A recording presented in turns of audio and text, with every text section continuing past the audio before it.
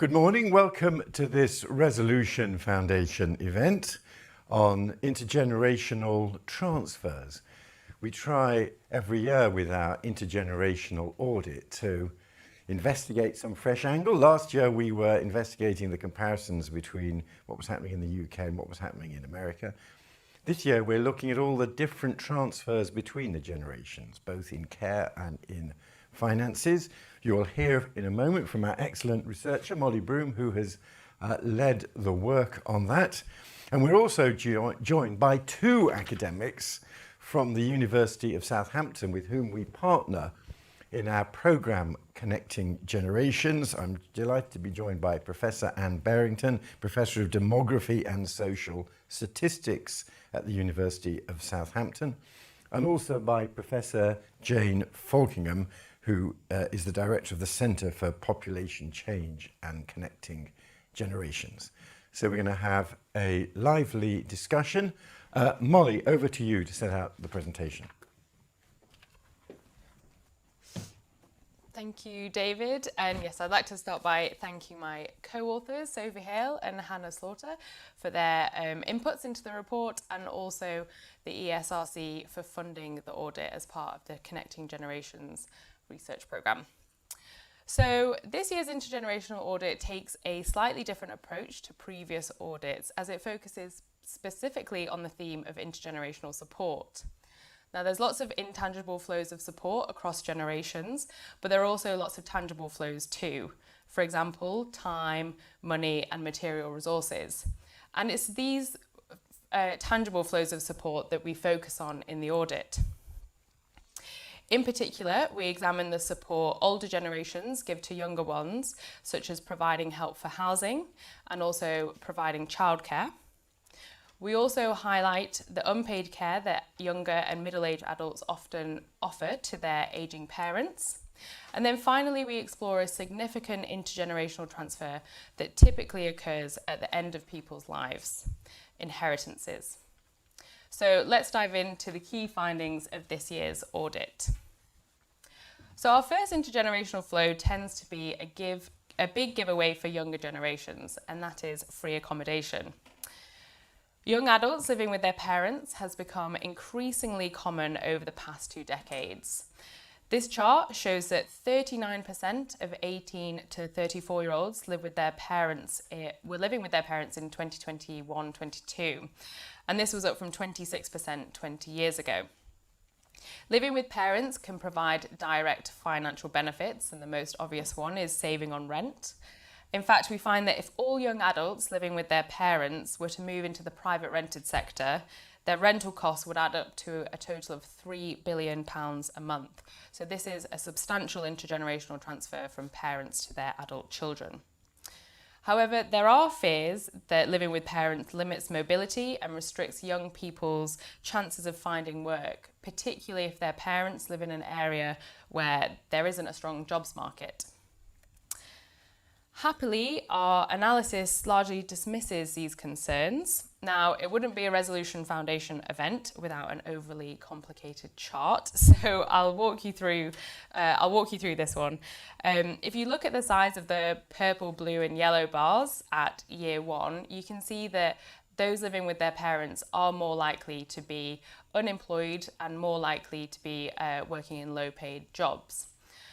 But if you look at the size of the bars at year 6, you can see that they're broadly the same size across those living with their parents and those not living with their parents. And what this means is that while those living with their parents tend to start off as a relatively disadvantaged group, they tend to catch up over time. And this is because those living with their parents are no less likely to move jobs than those not living with their parents. And they're no less likely to progress into higher skilled occupations, receive pay increases, or escape low pay. So letting adult children live at home for longer is not the only way that parents can help with their child's housing needs. For families that can afford it, direct cash transfers also play a role. And we found that the prevalence of these cash transfers has been on the rise. The total value of financial gifts has more than doubled over the 2010s, increasing from 13 billion in 2008 to 10 to 29 billion in 2018 to 20. And you can see from this chart that the number of people that were receiving large financial gifts has also increased over this period.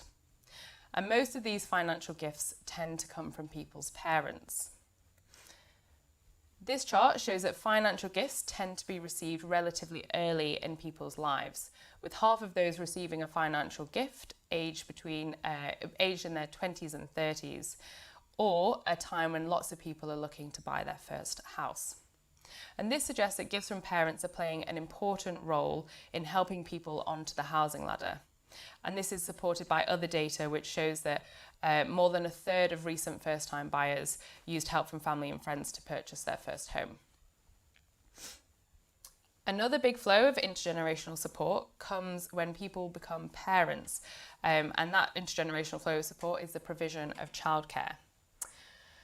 So just to provide a bit of context, our intergenerational audit shows that mothers are working more, and especially those with young children, as you can see here from the yellow line on this chart. In 1991, 41% of mothers with children under the age of 5 were working, but by 2022, this had increased to 68%. Now, social attitudes have shifted, with more parents reporting that childcare responsibilities are mostly shared. However, motherhood still routinely disrupts mothers' careers in a way that it doesn't seem to be the case for fathers. This chart shows that 30% of mothers with dependent children under 5 were either on parental leave, choosing to work part-time, or were economically inactive due to caring responsibilities. And the equivalent figure for fathers was just 3%. So yes, dads are doing slightly more childcare, but there are still big differences in labour market participation across mothers and fathers. We find that grandparents are playing an important role in providing childcare, and this is another example of an intergenerational flow of support. This chart shows that around 30% of children under 5 were receiving childcare from grandparents, and the average hours received per child was around 4 hours per week.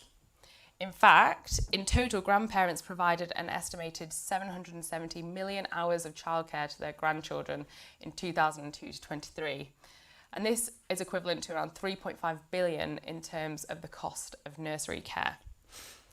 But what is quite interesting, despite the growing need for childcare as more mothers have moved into work, we see that the proportion of children under 5 receiving childcare from grandparents and the average hours received hasn't increased over the past 2 decades. And this has meant that formal childcare provision has plugged the gap in the childcare need caused by more women moving into work. Our next intergenerational flow is adult social care, and this goes mostly up the generations rather than down. The UK is an ageing society where formal care is costly and public services are stretched. And as a result, many people needing care are often left with little option but to rely on informal arrangements, which very often means relying on relatives to provide unpaid care. Our report finds that more people are providing unpaid care. In 1991, just 6% of adults were providing at least 5 hours of care a week for sick, disabled or elderly people. By 2021-22, this had increased to 9%. While middle-aged adults still provide most care for adults overall, we do find that younger adults are also stepping up. Millennials are 30% more likely to provide at least 5 hours of care a week than previous generations did at similar ages. And this is quite an unusual cohort chart for us at the Resolution Foundation, because we often find the purple millennial line falling behind the blue and yellow line of baby boomers and Gen X. So not only has the number of people providing care increased, but so too has the number of hours that many people dedicate to care. This chart shows that the share of carers providing more than 20 hours a week has almost doubled from 15% in 1991 to 28% in 2021-22. And this means that 4% of working age adults in the UK were providing at least 20 hours of care per week. Now, this care is vital and can be hugely rewarding to those involved, but unfortunately, it does carry a labour market penalty. This chart shows that non-carers of all ages benefited, at least pre-COVID, from the employment boom of the 2010s, but carers consistently missed out. And this has resulted in larger employment gaps between carers and non-carers, particularly among those under the age of 50. So this suggests that while we've been successful in helping families, particularly mothers, combine work and childcare, we haven't been as successful in helping people combine work and adult care responsibilities. Our final intergenerational flow is inheritances, and these have become increasingly significant. In 2018-20, 2.1 million adults in Britain reported receiving an inheritance within the previous 2 years.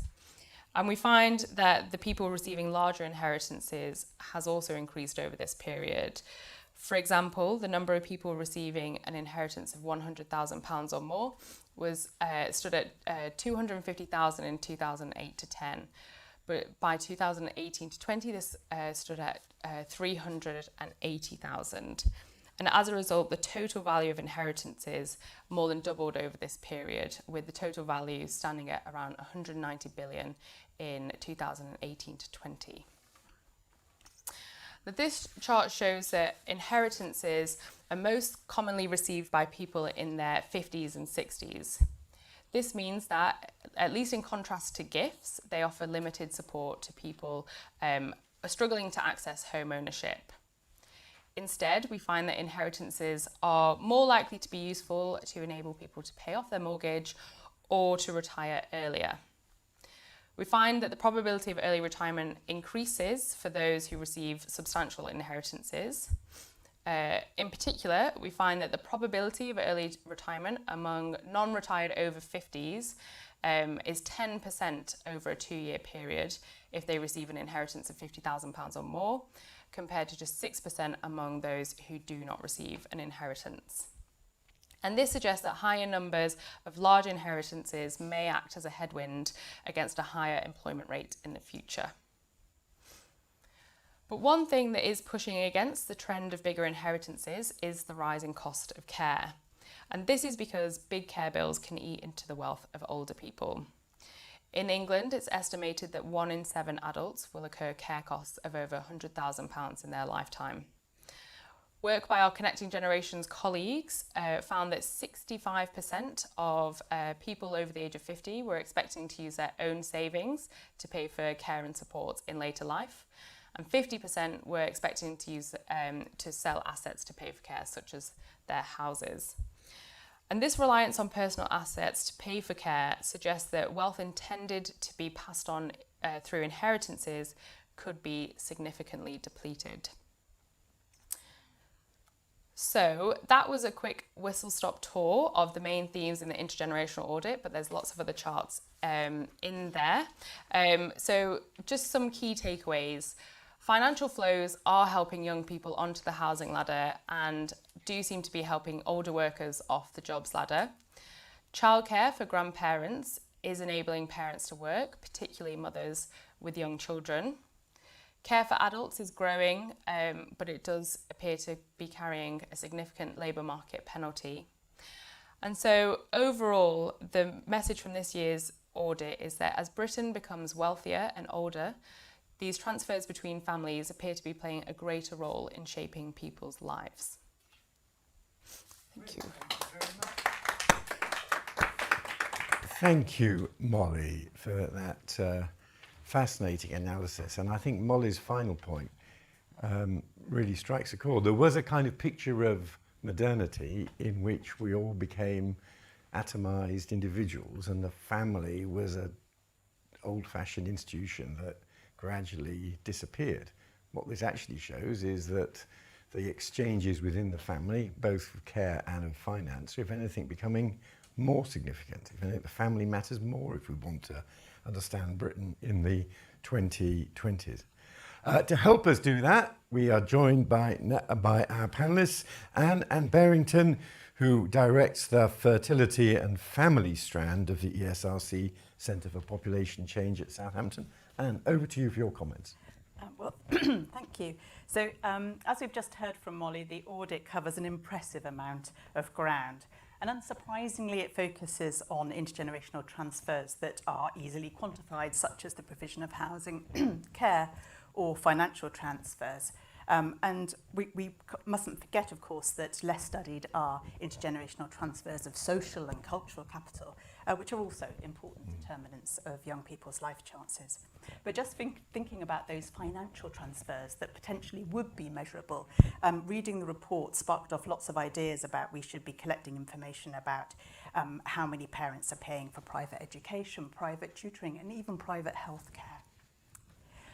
So one area of the report focuses on economic precarity amongst young adults and the role of parents in providing support. And one of the charts suggests that across the whole age range, different social classes are all providing support for their young adults in a similarish way.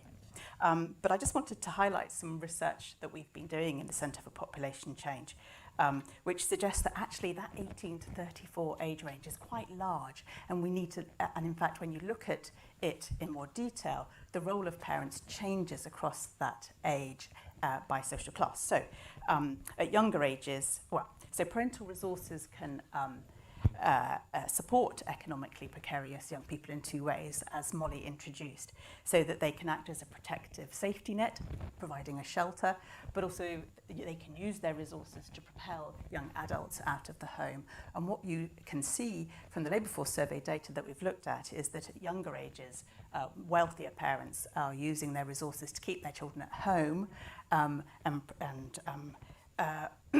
whereas at older ages, they're using their resources to scaffold their young adults' transitions to residential independence, so they're more likely to be living away from the parental home.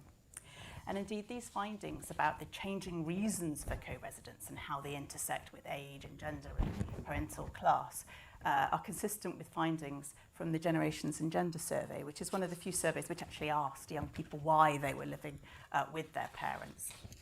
And at younger ages, a higher proportion of young people say that they're happy living at home, and they cite the convenience of so doing, whereas at older ages, economic reasons dominate. But again, there's an interesting nuance whereby those who were unemployed and economically inactive were more likely to say that they couldn't afford to live away from the parental home, whereas those who were in work were more likely to be saying that they were saving for future housing costs. And again, this fits in with the idea of different roles that parents can play, either as a safety net in the first hand or as a scaffold in the second. The next area which I thought was really interesting was looking at these, the importance of secure accommodation, which you've mentioned, Molly. And you also make a really important point that just buying a home isn't the only thing that richer parents can help young adults do. Because richer parents are able to give young adults a bigger deposit, that means that they might be able to afford a bigger home, but also lower mortgage repayments, which means that they can continue more successfully to make subsequent transitions, including parenthood. And I think that what the report supports is the idea that difficulties in accessing stable housing amongst young people are likely to be an important driver of the recent fertility declines that we're seeing. So we know that fertility rates at under age 30 have been falling fastest amongst those with the least socioeconomic resources. And we don't actually know whether or how many of those more disadvantaged young adults who have not had children in their 20s will be able to go on and have children in their 30s and early 40s. So the intergenerational audit finds, as Molly was saying, this interesting finding whereby despite more women moving into paid work, the role of, or the proportion of grandparents providing care for their grandchildren has remained relatively constant. And I think this reflects a number of underlying conflicting sort of forces. And I'll just use one example. And this suggests that actually it's quite difficult to predict the future. increased healthy life expectancy means that grandparents are better able to provide childcare. However, the postponement of childbearing to later and later ages means that grandparents are getting older, such that they may not be able to provide childcare. Moreover, increasing levels of divorce and repartnering may mean that there is increasing social distance between the generations, and all these things might be working against one another. So the timing of life course events across generations is important in understanding social differences in intergenerational provision. So something which I think we could do more on. So looking at how the patterns that you've shown in the report differ by social groups. And so in the UK, we know that the timing of entry into motherhood differs by level of education. So recent work that we've done on the 1975 to 78 birth cohort shows that the mean age at first birth for graduates was about 31, where it was about 24 for those with secondary school level education. So by definition, if the length of a generation is 24, then a grandmother will be 48 when she has her first grandchild, as compared to 62 for the graduate grandmother. Now again, counteracting factors means that it's difficult to then know what the implication of that is, because the younger grandparent is likely to be healthier when their grandchildren are growing up, but they're also more likely themselves to be in work and may need more to be in work.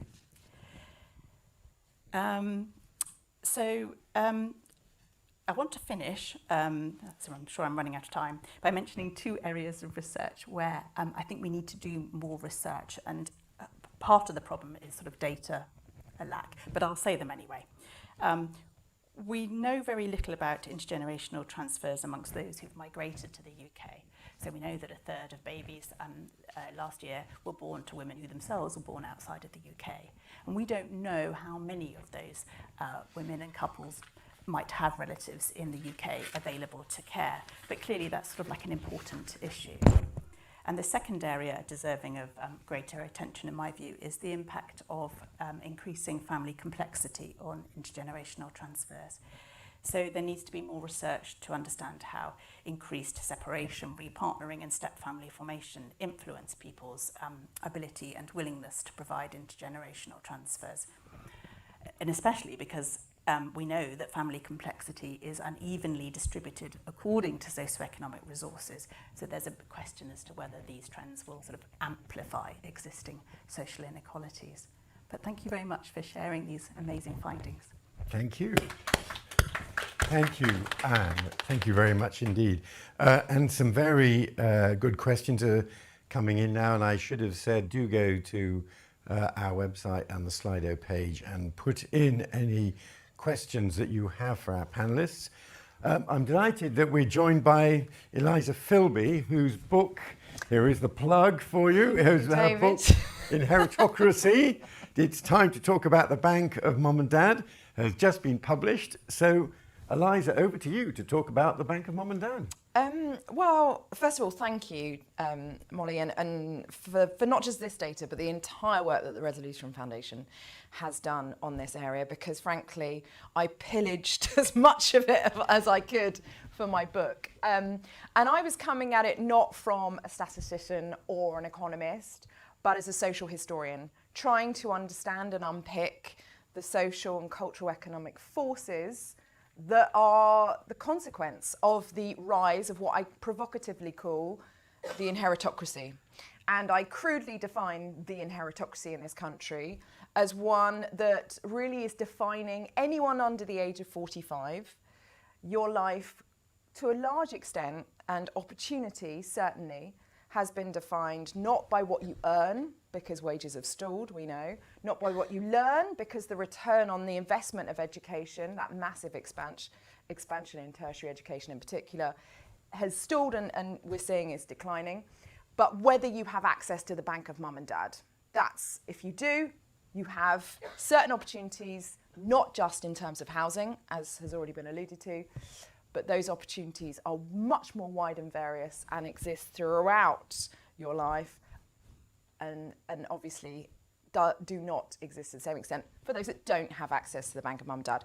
That's a crude distinction on so many levels, because I realised very quickly when I started researching the book that that was a far too simplistic notion.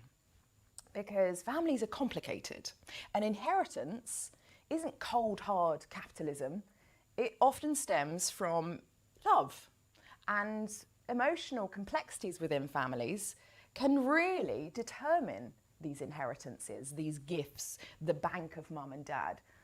And so I wanted to delve in through interviewing series of millennials, those that had the bank of mum and dad, those that didn't, what that looked like. What was the picture? What was the mosaic of relationships, dynamics, amounts, when they were getting it, when they weren't getting it? What was it doing to friendship groups? What was it doing to conversations about social care, childcare, gender relationships, marriage, divorce, blended families? Because I think I wanted to really show the complexities of this, because inheritances are not just a lottery of birth, but increasingly in an aging society being determined by the lottery of death.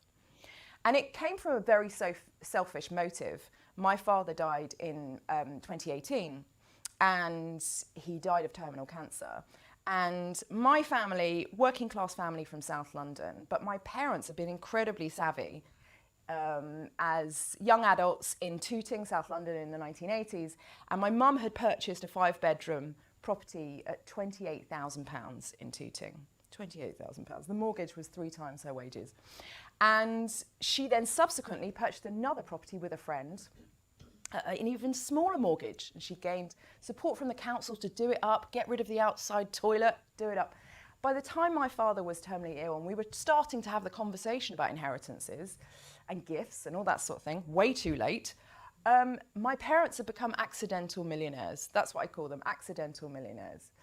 And really, my family story was one of many that I document in the book as one where this is a conversation we need to be seriously having, because the amount of asset wealth and the amount of pension wealth in the baby boomers is extraordinary and obviously is trickling down. And like has already been alluded to, what I wanted to unpick was how this inheritance was trickling down across the life cycle, right? So I talk about the rise of what I determine as kidulthood, this new life stage, which is very, very apparent in millennials and subsequently Gen Z. And that's those really aged between 18 to 35, where we are delaying adulthood for financial reasons, but also for reasons of freedom as well. Women are having babies later, we're leaving home later, we're extending our education, we're more financially dependent on our parents. Some of those forces are economic, right? We can't afford to become adults, but a lot of it is to do with freedom as well. I want to travel, I want to explore the world, I want to have multiple relationships, I want to have a lot more freedom potentially that my mother had. And women in particular have benefited from the rise of kidulthood. But kidulthood has been, to a large extent, bankrolled by bank of mum and dad. And that's across all classes. So that sort of life stage, I think, is really critically important. And I do think is not new. It was, you can see it taking shape in boomers and Gen Xers, but it's most defined in millennials. And then I realized that the age at which you get that large gift, if you're lucky to have it, is critical and starts to divide social groups and friendship groups. And if you get that large gift in your 20s and are able to buy your first flat, then you are able to capitalize on that wealth and go to a second home and build the financial security to build a pension. If you get that gift in your 60s, which the average millennial will inherit in their 60s, you can obviously not capitalize in the same way. And then I started to look into the way in which inheritocracy was impacting relationships, particularly between men and women.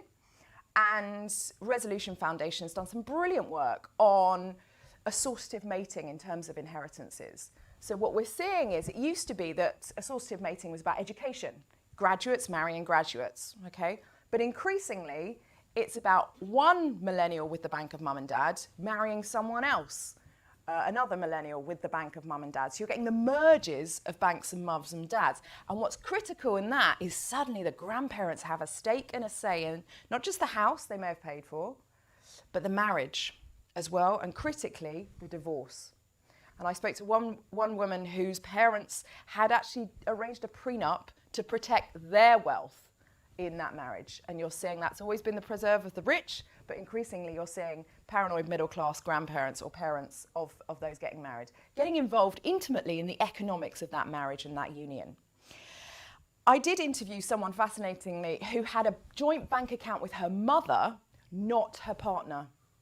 And I think it's really telling. You've seen a massive decline in joint bank accounts and the financial independence of women. And that was very pronounced in Gen X women, right? The most financially independent generation of women in history.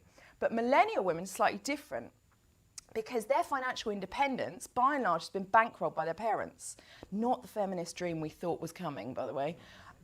So they're more dependent on the domestic setup than their mothers. But Lucy in the book, it's fascinating. She was like, she's a product of divorce. And she said to me, I know, as a product of a divorce, I know when those financial relationships can go awry. And I love my partner very much. She'd been with him for 20 years. She had her own house, she had her own bank accounts, and one of which she shared with her mother, who'd invested in property, and that was a joint asset. And I think her story was very telling in the way in which particularly women have aligned themselves financially with their parents, potentially more than men. And the decline of the male breadwinner is also connected to that, of course. I just want to talk, just briefly touch on childcare and elder care. I think everything that was said about declining fertility is absolutely right. I think the stalling in the number of grandmothers that are stepping up to do childcare, I think partly the reason for that is potentially that people can't afford to live where they grew up or near their parents. And I think it's also about the formalisation of childcare. I used to go to work with my grandmother and just sit there. I used to go to work with my mum and just sit there and play. People don't do that anymore. They may do in certain contexts, but that's become quite the abnormality. So I think it's partly about the cultural formalisation of childcare, which is perhaps part of that stalling, and how particularly middle-class parents feel they have to pay in order to have their child stimulated in the right, productive, fertile way.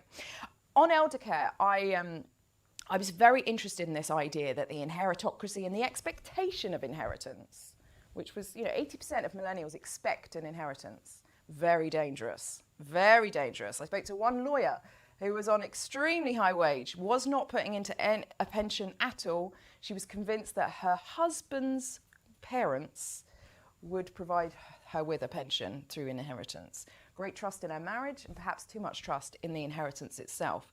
But there was a number of interviews that I had with millennials who were very assured of inheritance, very assured.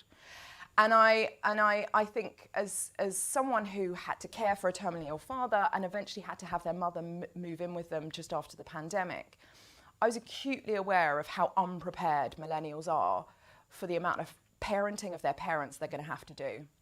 And we've had 30 years of parenting our kids, our adult children, and now we're going to have to do 30 years as millennials of parenting our parents. And that comes with emotional complexity, financial sacrifice, time sacrifice. It's messy, it's complicated, it's dysfunctional, it's hard.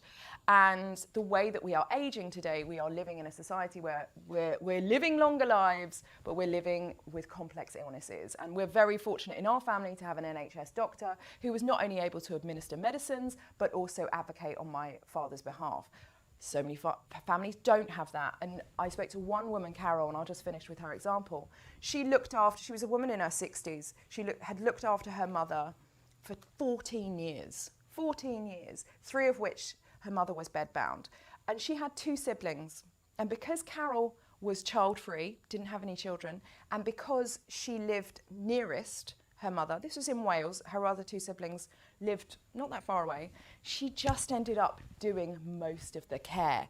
And I think there is with smaller families, fewer siblings, but also rise of child-free women, there is a burden that they potentially will carry. I think we need to be really careful at having the conversation within policy makers, business, and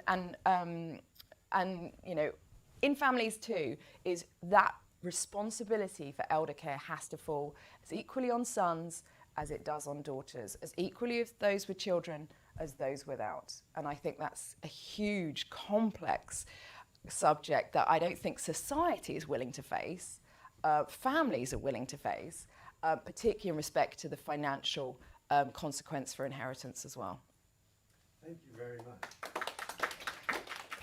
Thank you, Eliza, and thank you for bringing out so vividly the sheer complexity of these relationships, it's cat's cradle of connections between the generations, which don't neatly fall into either a financial category or an emotional category. And we've had discussions here at the Resolution Foundation in the past about the bank of mom and dad. And I increasingly think it's a misnomer, actually, because calling it the bank massively understates even the financial transactions. There's lots of gifts, there's lots of other types of exchange, as well as all the emotions.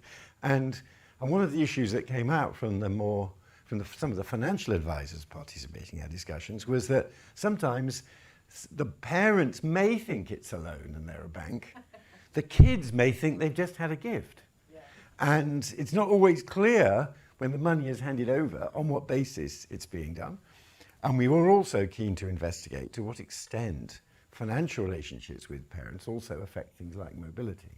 And there was a concern, and I don't think people had this concern, that this was lowering geographical mobility, perhaps employment mobility, and living with your parents into your 20s or beyond was a bad deal. And I think one of the interesting findings from Muller's research is that it doesn't look as if people in those circumstances are doing worse than others. Now, we've got a poll question which gets to the heart of what Elijah has just been talking about. So to give people time, I'm not going to go for the answer straight away, but let's just put up a polling question. The question is, why do adults provide care to their parents? And we have, of course the answer is a mix, but we provide 4 options. Love. I think it's great that here at a Resolution Foundation event, we've just got a straightforward emotional relationship. We want to look after our aging parents. Second, money. And that could be the form, if we care for them more now and there's less formal social care, that means we've got a bigger inheritance, for example. So is it done for reasons like that? Is it reciprocity? Is it, they helped with my kids when they helped with their grandchildren, our kids, when they're a bit younger. Now they're frail, now we've got to help them. Is it an example of a reciprocal type of intergeneration exchange? And fourth, state failure. Is it quite simply that if there were a properly affordable, well-designed social care around, they'd use it, but they just can't find it? So those are 4 options: love, money, reciprocity, state failure. And I think we will come back to your answers in a moment. But meanwhile, I might just ask our panelists, and starting with Jane Falkingham, who is also at the University of Southampton and part of our Connecting Generations project. Your observations on what you've heard, Jane, and particularly how it applies at the later stages of the life cycle and around areas like social care. Yeah, thanks, David.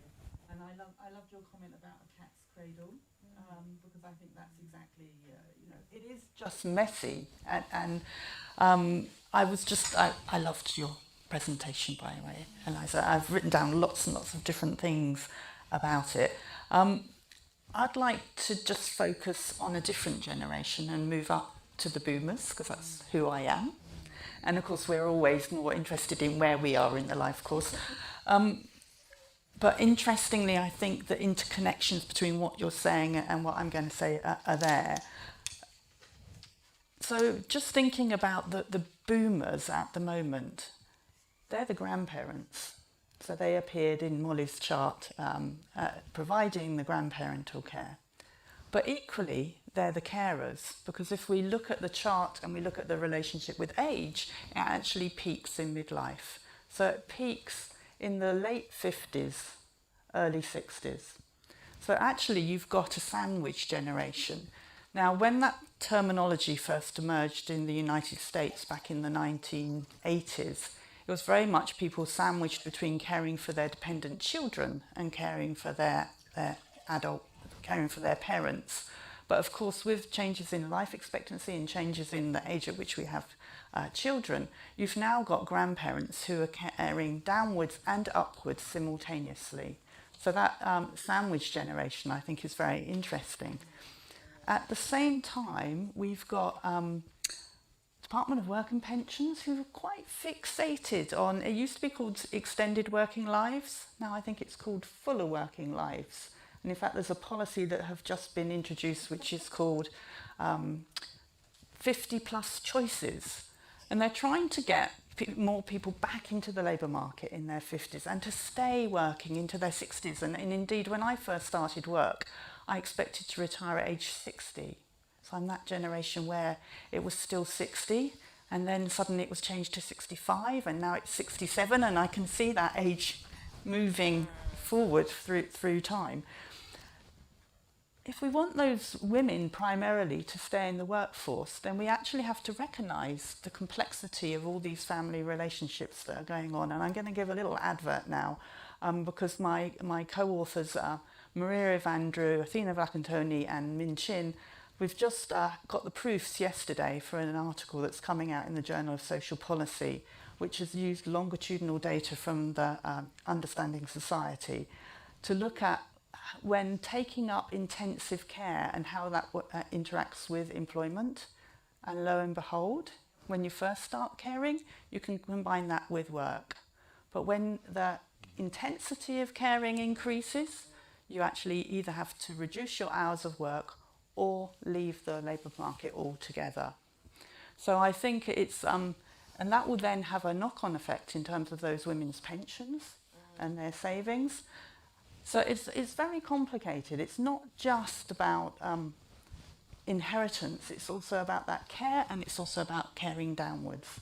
So that's my observation, That's David. very interesting. Thank you, Jane. What we now do, let's see the results of our poll question, which I can't get it to sum to 100%, so I don't know what's happening. Are we going to wait and get a polling question? We're going to get the answer in a while. Maybe that's the right answer, though, David. Yes. Maybe I didn't say it. You know, So, maybe it's right. What I got, and I'm not totally clear how we interpret this. What we currently appear to have is a lot of wonderful, soppy, romantic, caring participants in our events. We've got a 68% vote for love. That is great.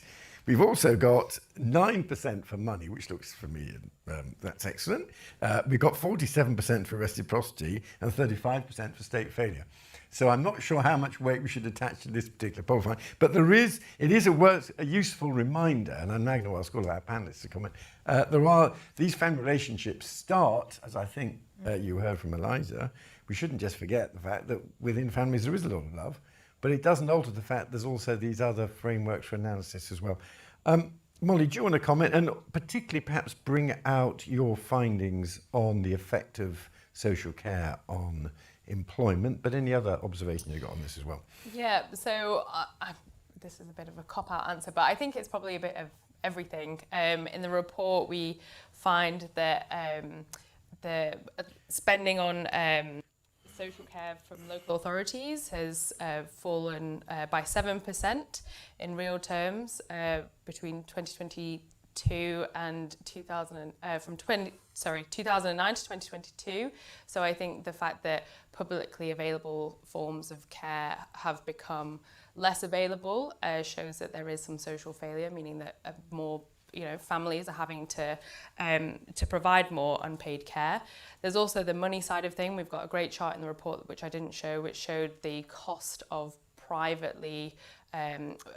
care outstripping both inflation and wages since 2015. So the fact that private care has become increasingly expensive has meant that lots of people can't afford it. So again, lots of people are having to rely on their family to provide unpaid care.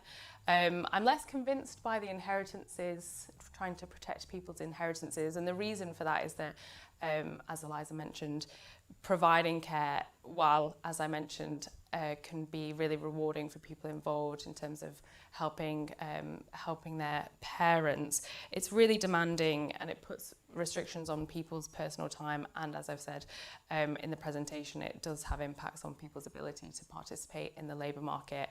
And we've got some great stats in the report which show that in the period in which that people become a carer, they are 30 percentage points more likely to drop out of the labour market. Yeah. And if their hours of care intensify, then they're 70% more likely to drop out of the labour market compared to those without caring responsibilities. So I think it's a bit of everything. I think it's, but yeah, less convinced by the inheritances, protecting your inheritance side of things. Can I just come up on that? Because I interviewed a guy whose both parents were terminally ill, and they were divorced, both owned a property, and he was looking at. His father was so adamant that he didn't want this property that he'd worked his entire life to own to be paying for his social care bill.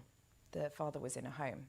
And so his son, in order to fulfill his father's wish, sold his own house, moved into his father's house, got a pay increase on his own wage, and was paying the social care bill, and as well as his father's savings that was contributing it to as well. Likewise, his mother did not want her home subject to, basically being sold off for social care. And so she was so committed to basically that being an inheritance. It was so important to her. Working class people from East London, this was their dying wish, to pass on that property wealth and for it not to be gobbled up by social care bills, that she was determined to go via Dignitas, right? And what was telling was that the psychological pull of that property, I think we don't talk enough about. I mean, the dementia tax and the dementia debacle under Theresa May alluded to this, is the emotional pull that there is in passing on that property wealth, I would say more than pension wealth, or private wealth, I think is really critical, and we don't talk about it enough. And it's sometimes stopping people from thinking about their future, or their social care bill, or releasing the money early, which would help their kids. There's just that Thatcherite generation. Yeah. Sorry, just to follow up, did you find that desire to protect the property wealth was coming more from the parents rather than the children? 100%. Yeah, I think that's quite interesting. Well, if you delete home and put farm, you see some of the passions. Yes, on display exactly. At the moment. It's absolutely passing on. This is the family farm. Yes. Now, Anne, your observations on all this. Well, it's fascinating. I was interested that many of the examples that you were giving there reflect this family complexity that I was talking about. So I think as academics we need to sort of catch up with the more sort of qualitative findings that we know are out there. So thank you for reminding us about the complexities that brings in.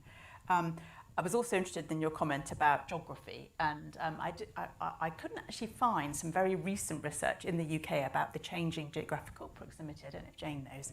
We know that there are very large cross-national differences in that. So there's some older work that looks across Europe, and we know that sort of countries in Northern Europe tend to have bigger geographical distances between parents as compared to Southern Europe. But I'm not sure how it's been changing very recently. And your comment about sort of housing markets playing into that, well, I suppose that's sort of what, it depends where you live. In London, maybe that is the case, whereas presumably it's not going to be such a problem elsewhere.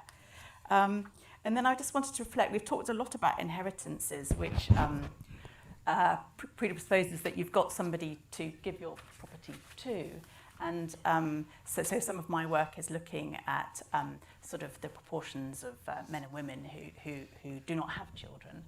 And social differences in that. And so this same work I referred to earlier, based on the 1975 to 78 birth cohorts in England and Wales, I think it is important to remember that overall about 1 in 5 of that cohort, when they reached their early 40s, did not have a biological child of their own. And amongst graduates, that rose to 1 in 4. So what this tells us, and Jane's work also at CPC is telling us, is that the formal care system is going to have to evolve in order to match these changing demographic realities. We have one bit of geographical analysis in this paper by Molly, which does show actually living with parents is particularly good for your employment prospects in London, and is much less good for your employment prospects out of London. Yes, and we found that has been found before, but I think it was a really nice chart, and again, it's sort of it's amplifying other inequalities. So yes, we did some early work in the 2000s about living at home in London. It was sort of finding some similar things. Yeah. Now, any questions or comments from our distinguished physical audience here with us this morning. Any queries or observations you have on what you've been hearing so far? Okay, yes, and do identify yourselves, please. I'm Norma Cohen. I'm a retired journalist, but I've done a lot of work on demography. I'm curious to know whether the availability of inheritance is a factor in the economic inactivity rates that we've seen. There are two groups that are particularly post-COVID have been economically inactive. And there's quite a bit of concern about this. So the 18 to 24, I think the younger group, and then those aged 50 and over. To what extent do we think the availability of inherited capital, for example, inherited wealth, is a factor in allowing these people to remain economically inactive? Amazing Yeah. question. Molly, do you want to just pick up on that first with what's in the report? Yeah, so this is a question we were really interested in as and answering it as part of this report. We found that, again, the average age of inheritance is around when the typical age that when inheritances come tend to be in their 50s and 60s, meaning that it's really helpful if you want to pay off your mortgage, and that's an indirect route to retirement, so economic inactivity, because those without a mortgage are more likely to be retired or move into retirement. So we found that those that did receive an inheritance were more likely to pay off their mortgage from over a 2-year period than those that didn't. So that's an indirect route into early retirement. And then we found a direct impact of receiving a large inheritance and enabling early retirement. So those that received an inheritance of £50,000 or more were 4 percentage points more likely to move into retirement than those that didn't receive an inheritance. So I think the fact that we are seeing sort of more wealth being passed down and potentially more wealth being passed down into in the future could result in more economic inactivity. But I think what's quite important is to note who are the type of people that are going to be receiving these large inheritances. And we find that the people that are more likely to give an inheritance are wealthy homeowners. So I think that's an important question for fairness, that the people that are going to be able to retire early are those that have wealthy homeowning parents, while those that perhaps won't be able to retire early are those that parents who live in the private rented sector or are not as wealthy. So I think there's important questions for fairness, and particularly as inheritances play a greater role in society. Eliza? I was fascinated. I read recently that just under 20% of Gen Xers believe they'll have a hard stop retirement, and I think it's very pressing for us to have conversations within policy, within Westminster, within business, frankly, to understand truly how retirement is changing. Yes, the care responsibilities are going to be a huge part of that. Golf courses and grandkids are no longer going to be, and a hard stop retirement is no longer the reality for Gen X and millennials. You're already seeing, I work with companies in hospitality and retail who are realizing that actually the real opportunity for them to grow their people is hiring the over 50s who actually have insufficient pensions and need flexible working. I think gig economy, we tend to assume, is a young person's game. Very soon, I think it will start to increasingly be older employees. So I think we're going to, and companies in the professions are classically built around that idea of fixed point of retirement and offer no upskilling for people in their 40s and 50s. They see it as a downward steady slope into retirement, and that model just needs to be completely broken. And I think particularly millennials will disrupt that model entirely, and partly because of the care responsibilities that will inevitably come with aging parents. It's kind of the transition from the House of Commons to the House of Lords. So in a way, we move to a slightly less overwhelming set of responsibilities. Jane? Yeah, no, that's a really interesting observation, and I think, in some ways, we're almost going back to the future. So when you were talking 100%. About your parents, and then you were also talking about the example of the people you interviewed who are saying that they didn't want to give up. They didn't want to see their housing wealth go. Well, of course, they're probably first in generation Yeah, to be 100%. home owners. And so they had really strived for that and achieved it and didn't want it to go away. And actually, some of this is just, we're going round in circles, aren't we? Because in the past, we didn't used to have a defined point of retirement. And then retirement got invented. Yeah. And now we're moving away from that defined point of retirement. And I think you're absolutely right. We have to move away from it. And but it's also that intergenerational transmission of disadvantage that I think, Molly, you called it unfairness. But let's just say it's disadvantage.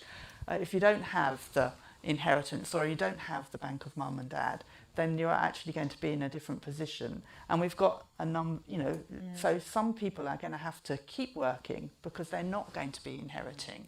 They're not going to have the secure old age that other people will. So actually understanding and digging deeper into that, I think, will be important. The final thing I was just going to say about, was to reflect on the complexity point that Anne raised. And I think that the fact that we have more people who are going to be ageing childless is also really important. I'm just going to read the numbers out from this very exciting piece of work that was done on changes in kinship and implications for the availability to care by myself and colleagues this summer. And I have to get the numbers right. It says the number of women who are childless at age 80 and above is projected to increase significantly, rising from 256,000 in 2030 to 656,000 in 2055. So that's a rise of 400,000 What about women who. men? Well, it's much harder as demographers to look at men. So it's one of the few disciplines where we're actually biased in favour of looking at women, just because we have really good data for women, and it's really difficult to know if men are childless. But we can infer that probably a similar numbers.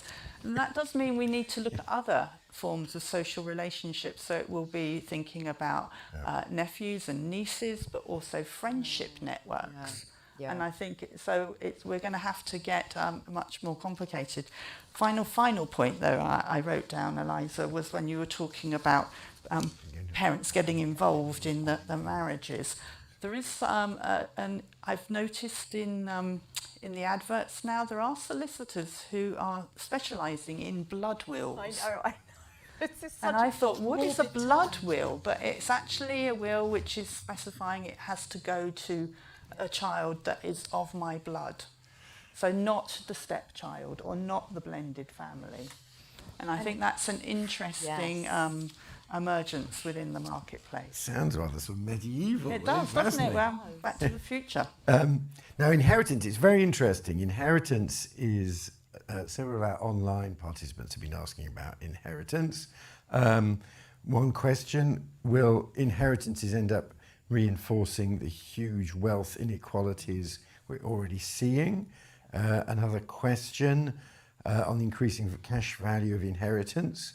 What effects have rising house prices had on this? In other words, I guess to some extent wondering whether this effect is going to carry on. So, Molly, it's an important part of the report. Just tell us what you think the effects are of this large value of inheritance. Yeah, so I'm just going to plug an event that we've got on next week, which will dig into how inheritances are reinforcing the wealth gaps between those that receive them and those that don't, particularly among younger generations. So that's definitely worth dialing in to next week. But yeah, I think we are seeing inheritances and financial gifts entrench economic advantage. And that's because in the report we find that the people that are more likely to give a financial gift tend to be wealthier. So wealthy parents in the top wealth quintile were 7 times more likely to give a financial gift than those in the bottom wealth quintile.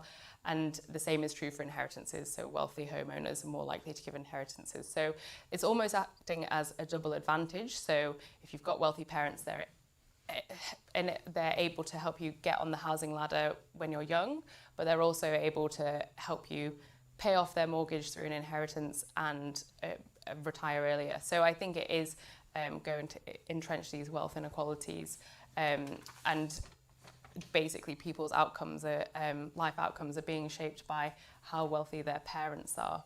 And then your point about property wealth, we've got a chart at the Resolution Foundation. I think it's actually one of your favourite charts, David, which shows the value of household wealth increasing over time. And we've seen that the value of household wealth has increased from around 3 times GDP in the 1980s to 7 times GDP before the pandemic. And a lot of this is because of the increase in the value of house prices, but also the value of pensions. And pensions aren't as easily inheritable, but houses are. So yeah, I think the value of houses is going to play an important role in the size of inheritances in the future. Yeah. Can I just Yes, come in back fact, on the yes, idea? do comment, yeah. Idea of friendship, because I interviewed one woman in the book in her 70s who was a widow and had looked after her best friend as she got ill and eventually died, and received £250,000 in her friend's will. Not just because of that, they were close friends. And one of the interesting things, I started interviewing a lot of women in their 50s and 60s about how they saw their final stage of life. And it was remarkable, whether they had children or not, the conversations centred around wanting to be near and live near their friends and sort of recreate that sort of university campus almost dynamic that they had in their 20s. And the number of them that said, I do not want to be a burden on my children. So it was really interesting, and that was indistinguishable between, and I spoke to all women on this front, whether they had children or not. It's this idea of rekindling the friendship bonds that sort of were very pronounced in their lives in their 20s, kind of post-caring years. They wanted to have, however realistic that is, by the way, I've no idea. But I thought the importance placed on friendship was quite pronounced. Right, yeah. Jane, your observations on all this? I think I've given mine. I think I'm going to hand to Anne. Right, Anne. Well, I just wanted to sort of ask Molly, you probably don't know the answer to this, but maybe it's something that we should be looking at, is we know the importance of housing assets in terms of these generating inequalities.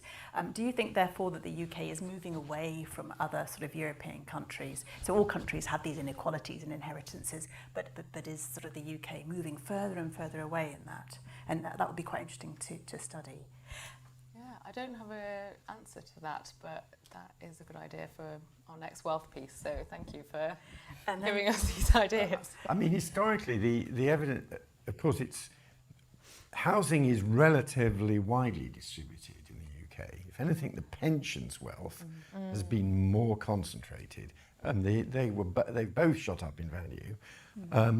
But we've just had in the budget the end of the inheritance, of the exemption from inheritance tax of pension pots, which is actually quite a radical change, because defined benefit pensions aren't heritable, but defined contribution pots were heritable. So that is now being eliminated, and the boomer generation achieved 75% property ownership. So there was quite, not all of course worth the same amount.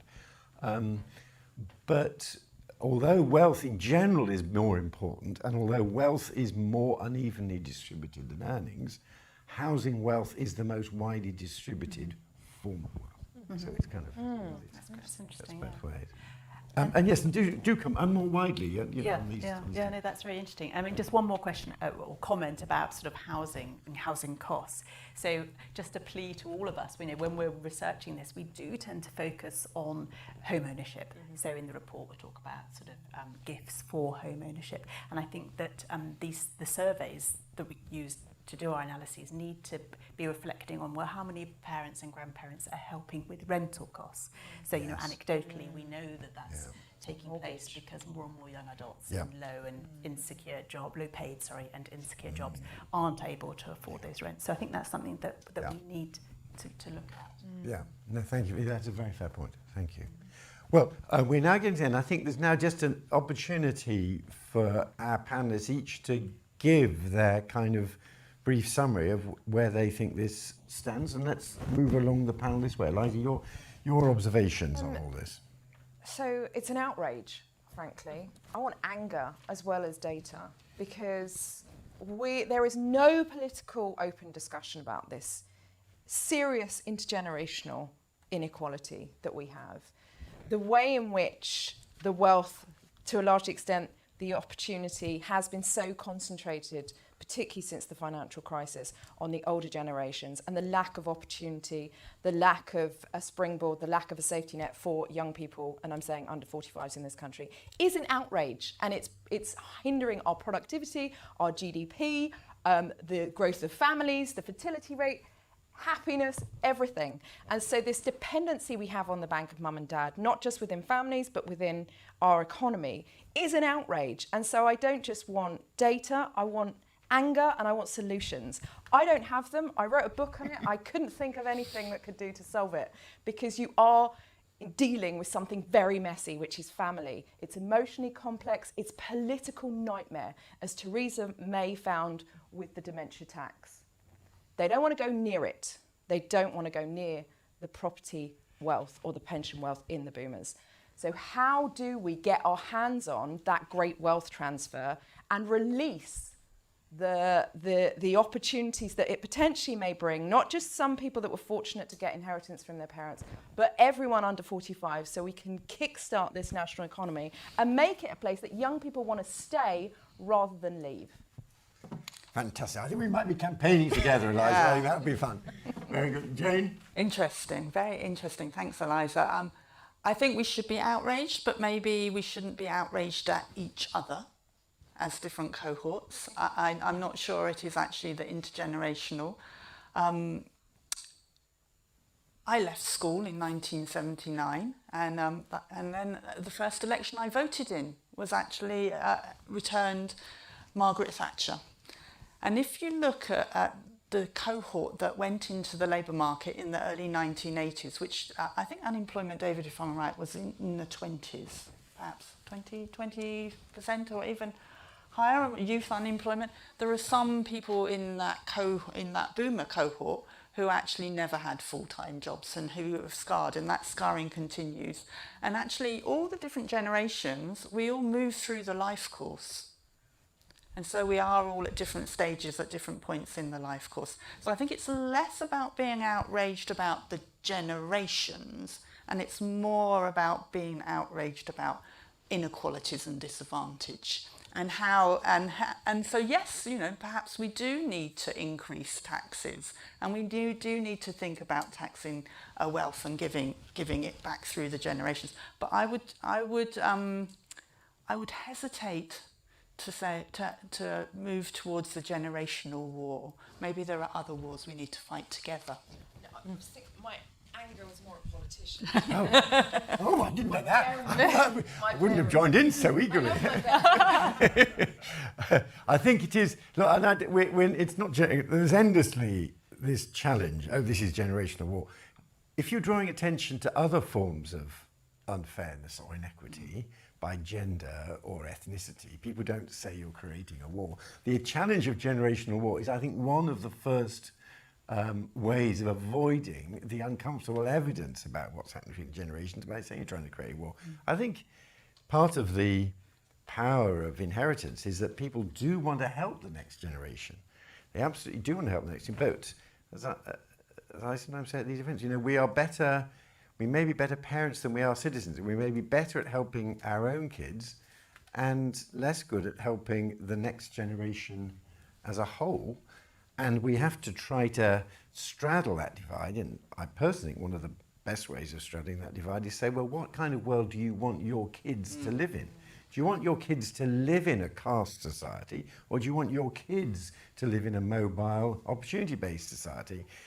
And if you just look after your own kids, you may paradoxically be creating a terrible social environment in which they will in turn be living. So you can try to reconcile these different things. Can I just say the millennial perspective on that is they don't want to be economically infantilised by their parents. They want to make it on their own. Well, when you say the challenge on policy, of course, when we did our intergenerational commission, one of the things we proposed was a capital grant. I personally think universal basic income is a bad idea. Universal access to some kind of basic bit of capital is a good idea. And if only half the energies had gone into campaigning for UBI and instead gone into spreading access to capital, and we proposed a £10,000 capital grant reaching the age of 30, I think that would be a very good cause.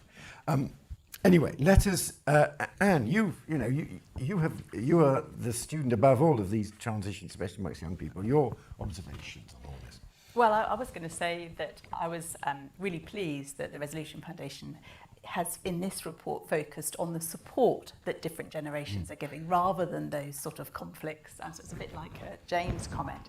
And of course, both are operating at the same time, some perhaps more at the level of the family, and then sort of the intergenerational conflict more at sort of the macro level. So that's quite an interesting distinction.